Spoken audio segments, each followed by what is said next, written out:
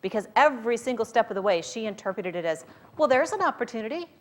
Well, there's an opportunity. Not once did she say, oh, there's a brick wall. I think I'm done. Can you all take some lessons from that? Step after step after step, and look at how many times that we've thought, oh, I'm so disappointed. I can't afford that. I can't do that. I can't because, and you've stopped and said, that could have been me if only. Well, let me tell you the if only. If only you'd have treated it like an opportunity nudge instead of a brick wall, it would have changed the outcome, right? There's beautiful lessons in there.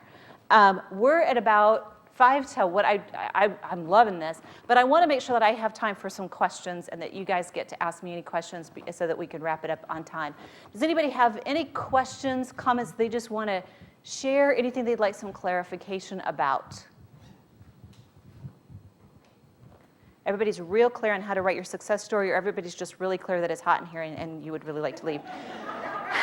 If you think you're hot, let me tell you something. I shouldn't be raising my arms too much. Okay, so.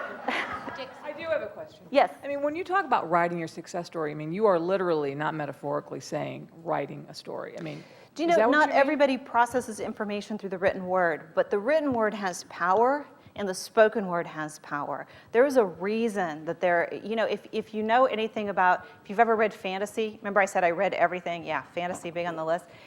Spells can't just be thought. You know, everybody who knows anything about magic, right? We all know something about magic. Spells have to be written and spoken.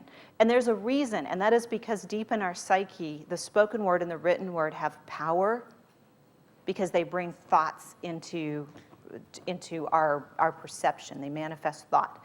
So I encourage you, even if you say writing isn't what I want to do. Now, some of us in the room are writers, and I'm finally admitting I've joined that group. But even if writing isn't what you want to do, I encourage you to write it down.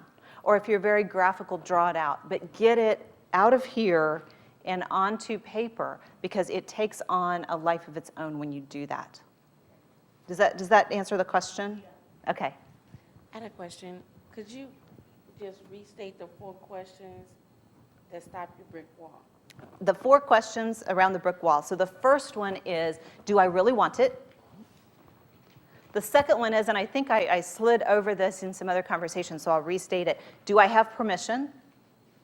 There's a whole hour's conversation around permission. So do I really want it, and have I given myself permission to go for it? The third one is it true that I can't? So maybe at one time you couldn't, or you think you couldn't because somebody else tried and failed, or somebody told you couldn't, but is it true that you can't? And